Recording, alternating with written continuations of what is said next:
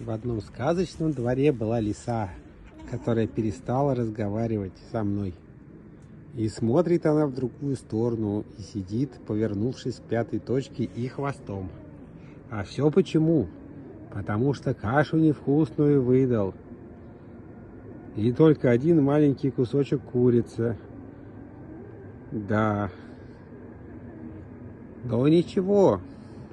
И это только кажется, что каша невкусная. Алиса, ты сказку слушаешь? Это только кажется, что каша невкусная. А через несколько дней каша становится очень вкусной. Ой. Нет?